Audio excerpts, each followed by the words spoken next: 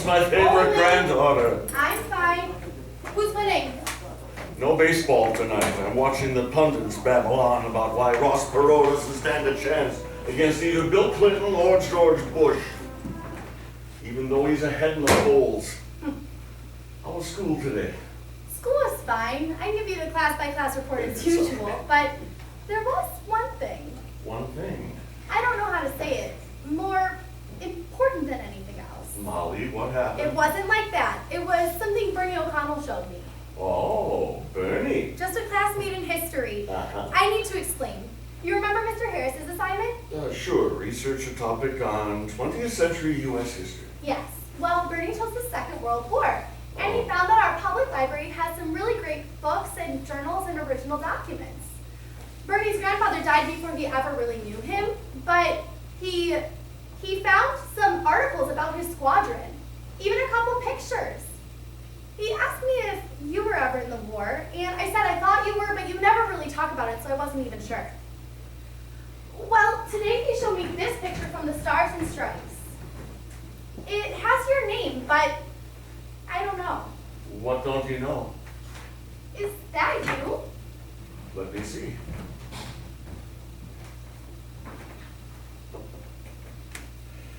Captain Anthony Rollins, U.S. Army and the 100 Men of C Company, liberate Augsburg prison camp, April 17th, 1945. It's been a long time. Is that really you? It's been a long time. You liberated a prison camp. Did the prisoners leave and go home? Only a few. Most had nowhere to go. Their homes, entire villages had been destroyed. Our assignment became taking care of them. You should have this hanging up somewhere. I don't think so. It's not something I want to see every day. Whoever saw that picture in the paper probably just saw us out front, the victorious, well-fed Americans. That picture was on my wall. It's not what I see. Look behind us. Prison huts and prisoners. Starved, not well-fed. We had to bury a few of them before the week was over. Something I can see all too often. I don't want any more reminders. I'm sorry. I thought you'd be proud. As you said, victorious Americans.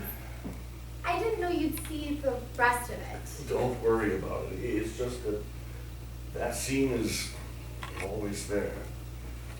But if you were there, and you saved those people, and you made it home safely, why haven't you ever talked about the war? Don't you want to? No. No, why not? Why would anyone want to talk about being in a war? Towns reduced to rubble, corpses lining the roads. But you were liberators. You were heroes. Don't use that word. Why not? Because it's overused, and it's misused. I don't talk about the war because I learned that it's impossible to say anything meaningful about it to someone who wasn't there. Most people don't ask, and those who do only ask stupid questions. They're not really interested in anything other than American heroism, or at least what they call heroism from a long way off. But there must have been some real heroes, weren't there? You really want that word to mean something, don't you? Well, it does, doesn't it? I mean, firemen rush into burning buildings to save All families. right. If the word means anything, there are people willing to put their lives on the line for others. And they did, didn't they? Yes, all the time. But in a war, it's not usually about some lofty ideal of Americanism. It's almost always just loyalty to your buddies, wanting to help out the guys you knew in your units. After the war, I read a lot of histories about our war and others. And yes, there were some individuals and whole units who sacrificed themselves for people they didn't even know. Maybe that was a higher loyalty. But I think that sometimes it's just a need to prove oneself or one's group. What do you mean by that? All right. Take the 442nd Regimental Combat Team, formed entirely of Japanese Americans. Okay. They were sent to fight not in the Pacific, but in Europe, and mostly in Italy. And they had a lot to prove. and they became the most highly decorated unit in U.S. history. And in the First World War, it was the 368th Infantry, all blacks except the officers. They suffered the most losses of any American regiment, spent more time in frontline trenches than any other American unit. And they never lost a trench or a foot of ground. And they never had a man captured, and they rescued 2 men who were taken. They were among the most highly decorated units in that war. In fact, a black private from that unit became the first American to win the French Croix de Guerre. Cross of War? A medal? Mm-hmm. Huh. I admire those men because they did what they did, having to fight 2 wars. One for respect, and the second for a country that didn't respect them. Now, in my outfit, I saw a couple of instances of what you would call heroism. And those men deserve the medals I recommended them for. Personally, I never did anything particularly heroic, even though I fought right alongside my men like everyone else. Closest I ever came to doing anything heroic is what led me to be court-martialed. Really? Really. I was tried, found guilty, and dishonorably discharged. Is that why you never talk about the war? No, that's not it. It's the reason I don't drag my uniform out and parade down to the VFW bar, but it's long and it's complicated and it doesn't make a good story. Well, I'd sure like to know about it. We don't have time to do it justice. Why not? I've got the rest of the day. Are you sure? I know that Wednesday's your light day. You don't have choir, you don't have soccer practice, but don't you have homework? A couple of hours. I've got plenty of time. Are you sure? Yes.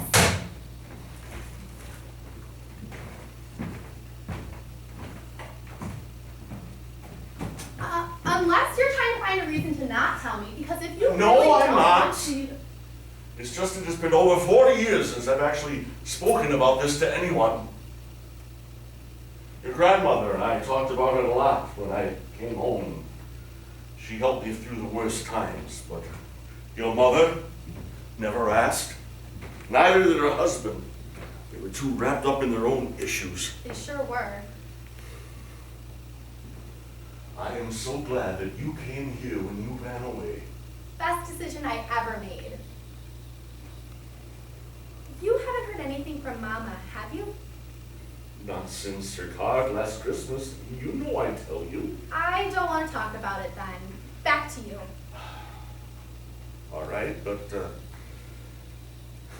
you know, in all those years since your grandmother and I dealt with it, I've spoken nothing but platitudes about the war to anyone who asked. It's been a long time. All right. Let me see that picture.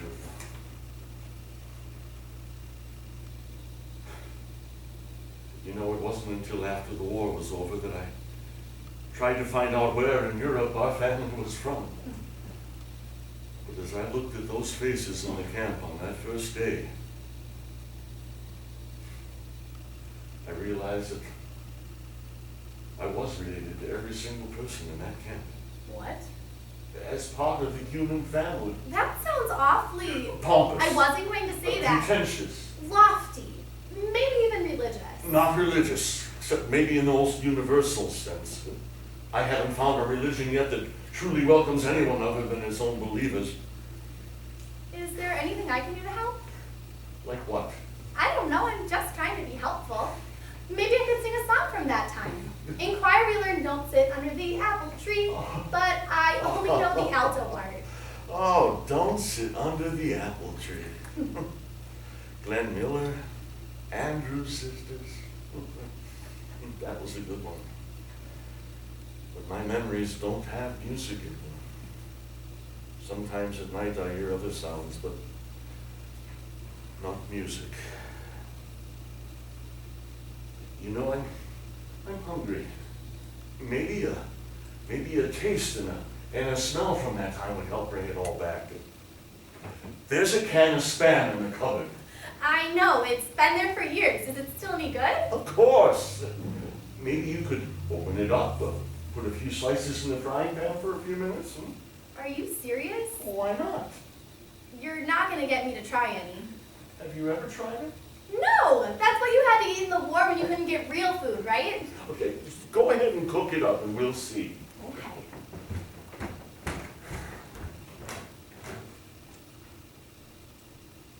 Ah, Corporal Pennypacker. Did you live long enough to accept that scholarship to Princeton? Private Keys. She's still waiting for you when you got home? If you got home? Sergeant Ross. Did you wind up inheriting the family farm? Did you stay on it? Ah, and you, Sergeant Sammartini. You helped me remember. You arrested me. I wonder what happened to you. To all of you. If there ever was a reunion, I got left out. I'm sure the Army wouldn't have invited me. I set the timer for 3 minutes, medium heat on the back coil. Is that enough time? That should do it. Although you're going to need to flip them over halfway through. While we're waiting, you can tell me some more about your research on your civil rights project. I tell you about it almost every day. I know, but so far all you've told me about are the year-by-year events. I want to know one thought, one insight that you've had about it. An insight? Mm-hmm. Well, the protesters were so right. Oh, and the segregationists were so wrong. Yes. It was black and white, right? Not entirely. Some whites joined the protests. No, I mean, it was a black and white issue. Right and wrong. Yes. That's the way we saw the war. Right and wrong, good versus evil. It's always easier that way. Are you saying there were gray areas in the war or in the civil rights movement? Not really. I agree. They were both black and white. It was black and white, wasn't it? I'm gonna go check on the spam. Turn it over. It'll just be a second. Oh, I can smell it. Can you? Yes. You're convinced it's vile, aren't you, without even tasting it? You don't actually have to taste something to know it's bad. Some things you can take on faith or reliable reports. Faith! I don't think spam was mentioned in the Bible. Oh, but you've heard reliable reports about it. Well, no. Oh, so sometimes we act on assumptions. You're not gonna get me to taste it. We'll see. Okay, now I want to hear some more thoughts about the protests. The violence, the hatred, they were always there, but you know what makes me sick when I read about it? What? The lynchings. They were so mean, even sadistic. Some of them were tortured first.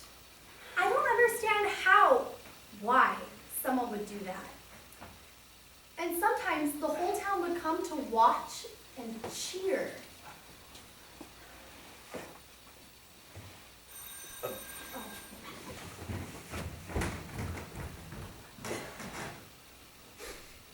You know, that smell's always going to be associated with my Army days. Are you absolutely sure you won't try it? Do I have to? No, but I wish you would. Promise I won't die or throw up. I can promise you won't die. You didn't kill me, but as for throwing up, I've learned never to make promises I can't absolutely keep. Especially since you're already expecting to gag without even trying it. Okay, I'll try it. Good. But if it comes back up, you're cleaning it up. Just like I remember. Your turn. Here's a very small piece.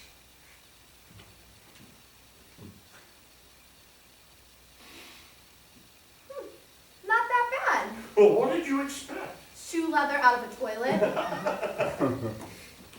That was good.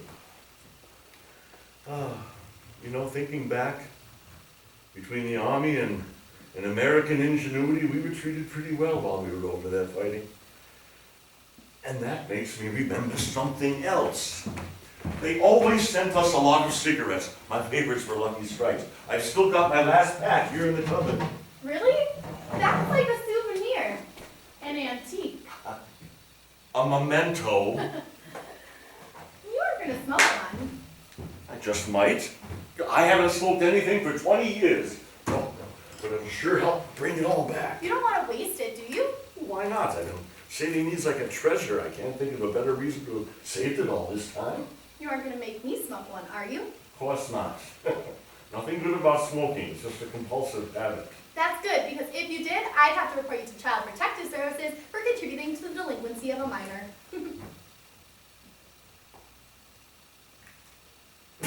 Oh, God, that is rancid. Oh, my God. 40 years of aging has done nothing to improve it. Oh, God. Oh.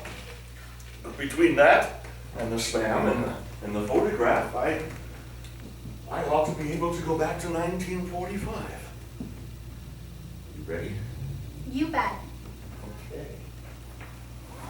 1945. The war. You know, I could tell you about where we landed, where we went, battles we fought, killing, blood. Most of that's not pretty. But what you want to hear about is the court-martial. Yes. Well, that's not pretty either. At least not the reason for it. Yes, Your Honors, I understand the charge against me, that I violated military rules by deliberately mistreating a prisoner of war. I don't deny it. When I explain my motives for what I did, I hope you'll agree that I was justified. Then I have a witness who came forward when he heard about my trial, who asked that he be allowed to testify for me. Thank you. I'll proceed.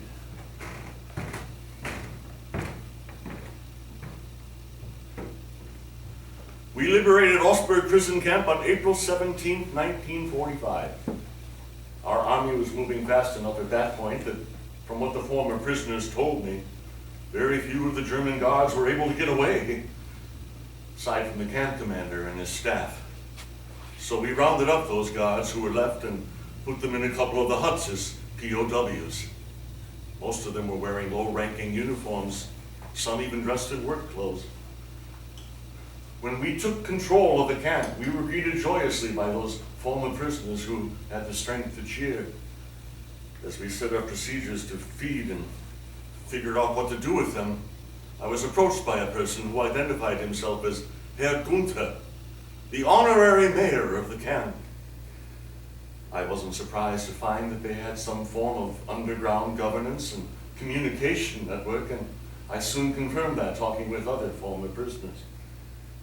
Herr Gunther was very helpful in our interactions with them. Though they had nothing, they all wanted to help.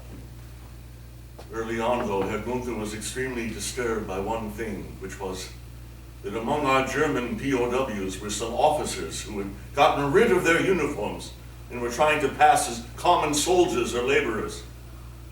He went on to tell me that one particular SS officer, a Colonel Rhoda, was completely evil. Well, we had been fighting the evil Nazis for years, so I wasn't impressed until he told me what this man had done. Are you sure you want to hear this? Yes. Maybe I shouldn't. You say you've only told Grandma about what you did. Maybe you should. I suppose that you've learned about what we now call the Holocaust?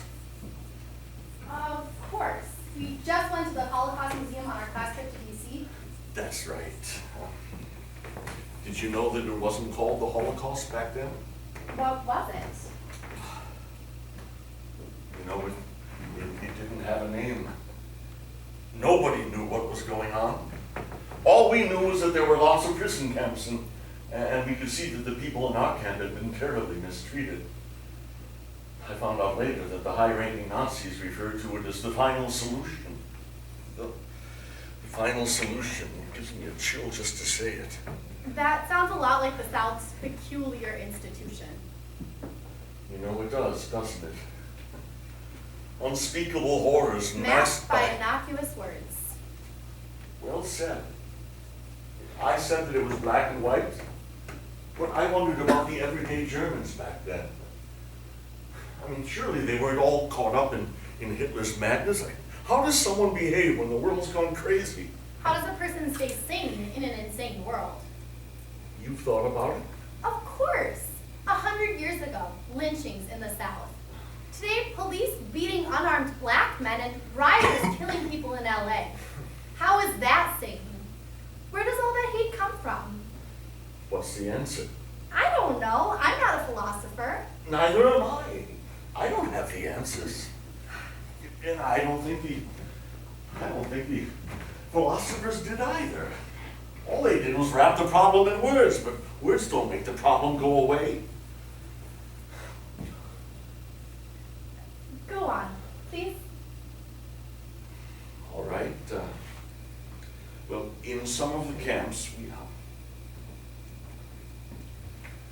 Your Honors, we learned that in some of the camps, a doctor, or someone masquerading as a doctor, was assigned to conduct medical research and experiments on the prisoners. They did things like infect a person with anthrax or some other deadly disease so they could try out some new medicine. Or they tried experiments like seeing how long it took a person to die in ice-cold salt water, or whether a person could be revived just short of death. Herr Gunther told me that at Ostberg, Colonel Roeder conducted those experiments. He said that most of those he experimented on died, and almost all of them endured agonies of pain. I interviewed dozens about Herr Gunther's accusations, and without exception, everyone I spoke to corroborated his story, often fighting through extreme emotion to speak. There was no doubt in my mind that Colonel Roeder was personally responsible for the torture and death of hundreds of innocent people. When I digested everything I'd been told, I made up my mind that he needed to die, and that I couldn't just hope that would happen if I sent him off as a prisoner. I need to take a break. Could you get me some more water? Of course, no problem.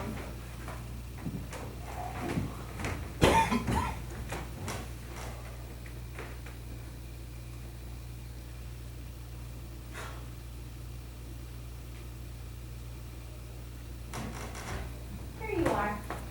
Thank you. No problem. No, my pleasure.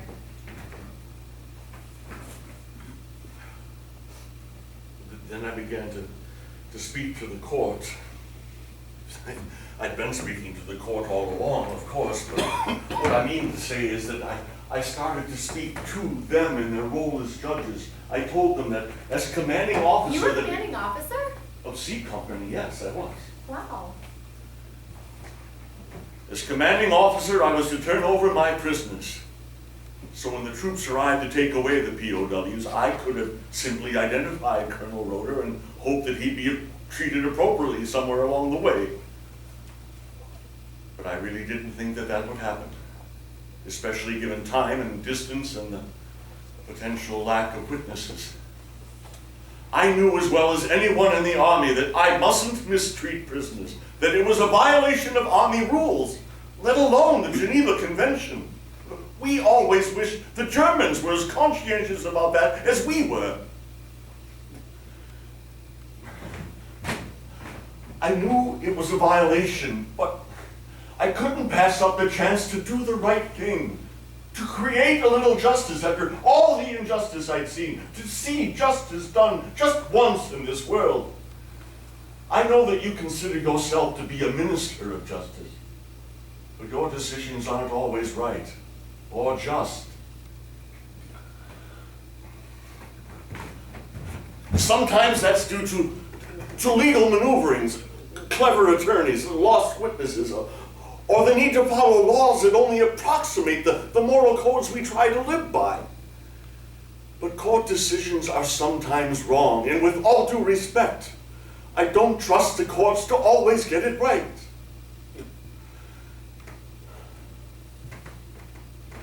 I went to the POW huts and I asked for Colonel Rhoda. No one said a thing. But all I had to do was return with Herr Gunther and a couple of the prisoners he'd experimented on, and I had my man.